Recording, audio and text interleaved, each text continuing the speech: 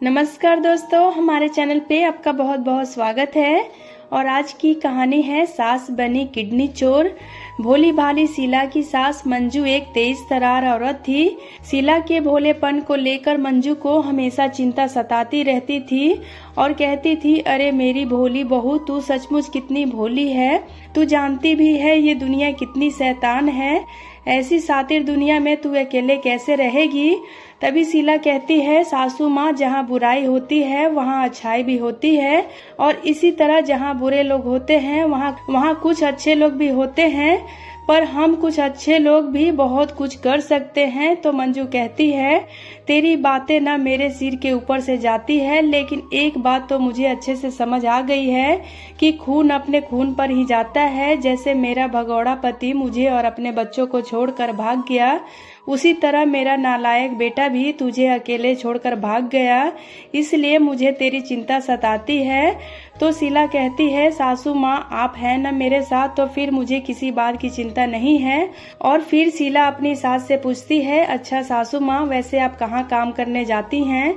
मुझे वहाँ का नंबर दे दीजिए ताकि मैं उन्हें कह सकूं कि आपको रात की जगह दिन की शिफ्ट में बुलाएं। आप रात को काम पर जाती हैं तो मुझे आपकी बहुत चिंता होती है। शीला की यह बात सुनकर मंजू घबरा जाती है और बिना कोई जवाब दिए वहां से चली जाती है। और ऐसे ही कुछ दिन बीत जाते हैं। फिर एक दिन मंजू बहुत सारे पैसे लेकर घर आती है और मंजू के पास इतने सारे पैसे देखकर शीला घबरा जाती है और कहती है, हे राम सासू माँ, आपके पास इतने सारे पैसे कहाँ से आए? आप आखिरकार ऐसा कौन सा काम कर रही हैं? तो मंजू कहती है, बहू, ये मेरे पैसे नहीं हैं, ये सारे पैसे मालिक के हैं। ऑफिस में सबको सैलरी बांटनी थी ना, तो आज काफी स्टाफ ऑफिस नहीं आया था, इसलिए उन्होंने मुझे पैसे दे दिए ताकि मैं सभी स्टाफ को ये पैसे बांट सकूं।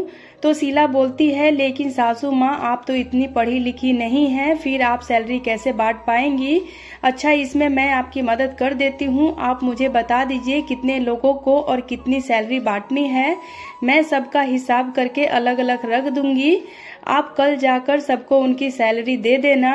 अपनी बहू के मुंह से ऐसी बातें सुनकर मंजू की आंखें भर आती है। फिर वो जाकर सारे पैसे एक संदूक में रख देती है और फिर वो सोने के लिए चली जाती है। साथ ही शीला को भी सोने के लिए कहती है। तभी शीला कहती है, क्या हुआ सासू माँ, आप इतने उदास क्यों लग रही हैं? मैं तो बस आपकी मदद करना चाहती थी। तो मंजू कहती है, नहीं बहू, मुझे मदद की कोई जरूरत नहीं है और ना ही मैं चाहती हूँ कि जो मैं काम कर रही हूँ वो तू भी करे। ऑफिस में वैसे भी बहुत सारे लोग हैं जो मेरी मदद कर देंगे। तू बस अपना ध्यान रख और अब आराम से सो जा। तो शीला कहती है, ठीक है सासू माँ, आप कहती हैं तो मैं सो जाती हूँ। शीला को अपनी सास की कोई भी बात समझ नहीं आती, लेकिन वो अपनी सास से बहुत प्यार करती थी, इसलिए उसकी हर बात मान जाया करती थी। शीला हर किसी की मदद करने के लिए हमेशा तैयार रहती थी। उसे दूसरों की मदद करना बहुत अच्छा लगता था। तो वहीं मंजू का स्वभाव उससे अलग था। वो गरीब और मासूम लोगों की किडनियां चुरा कर बेचा करती थी। और फिर एक रात मंजू कहती है, डॉक्टर साहब, इस आदमी को पथरी है और इसके पास 2 किडनियां हैं।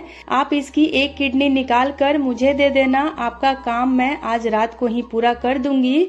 तो डॉक्टर कहता है, तुम्हें देने का क्या फायदा, इतना रिस्की काम मैं करता हूँ और तुम हो कि सही से मोल भाव भी नहीं कर पाती। तो मंजू कहती है, भूलो मत कि मैं बिचौली हूँ और मैं ही किडनी का लेन देन करती हूँ। अगर मेरे साथ चालाकी करने की कोशिश की तो मैं अपना मुंह खोल दूंगी। तो डॉक्टर कहता है, अच्छा ठीक है, धमकी जाकर किसी और को देना, लेकिन एक बात का ध्यान रखना और इस बार डील जरा अच्छे से करना, लास्ट टाइम की तरह कम में मत करके आ जाना। तो मंजू कहती है, अच्छा ठीक है डॉक्टर साहब, मैं समझ गई। मंजू जिस हॉस्पिटल में साफ सफाई का काम करती थी, उस हॉस्पिटल के डॉक्टर लोगों की किडनियां निकाल लिया करते थे और मंजू उन्हें बेचने का काम किया करती थी। एक दिन मंजू को हॉस्पिटल जाने के लिए देर हो रही होती है, तो वो जल्दबाजी में घर से निकल जाती है और अपना पर्स घर में ही भूल जाती है। शीला उसको रोकने की बहुत कोशिश करती है, लेकिन मंजू को उसकी आवाज सुनाई नहीं देती और उसका पीछा करते हुए शीला भी हॉस्पिटल पहुंच जाती है। और जब वो अपनी सास को हॉस्पिटल में जाते देखती है तो उसे बड़ा गर्व महसूस होता है और वो मन में सोचती है, अच्छा तो सासू माँ इस हॉस्पिटल में काम करती है, कुछ दिनों से मेरे पेट में भी बड़ा दर्द हो रहा है और अब हॉस्पिटल आ ही गई हूँ, तो क्यों ना डॉक्टर को दिखा लूँ। सासू माँ यहाँ काम करती हैं तो मेरा इलाज कम पैसों में ही हो जाएगा। और इस बात से बेखबर शीला की उसकी सासू माँ एक किडनी चोर है।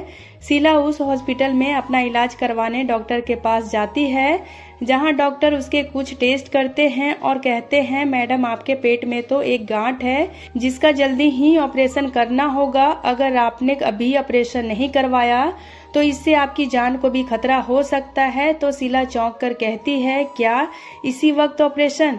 तो डॉक्टर कहता है, जी हाँ इसी वक्त। अगर आपका कोई फैमिली मेंबर आया है तो उसे बता दो, और अगर नहीं आया है तो उसे फोन करके उन्हें यहाँ बुला लो। तो शीला कहती है, डॉक्टर साहब मेरी सासू माँ इसी हॉस्पिटल में काम करती है, उनका नाम मंजू है। तो डॉक्टर कहता है, ओ अच्छा, तो तुम मंजू की बहू हो।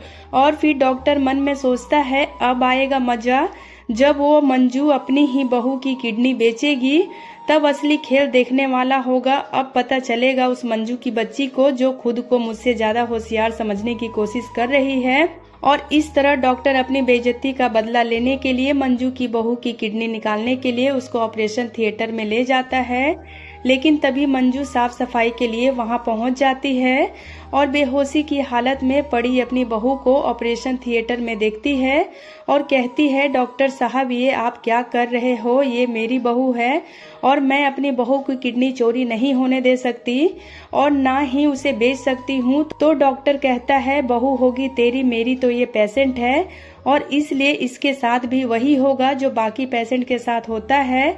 तो मंजू गुस्से में डॉक्टर से कहती है, अगर तूने मेरी बहू को हाथ भी लगाया ना तो मैं तेरा सारा कच्चा चीठा खोल कर रख दूंगी। तो डॉक्टर नर्स से कहता है, नर्स बाहर निकालो इसे यहाँ से, क्योंकि ये हमारे काम में दखल दे रही है।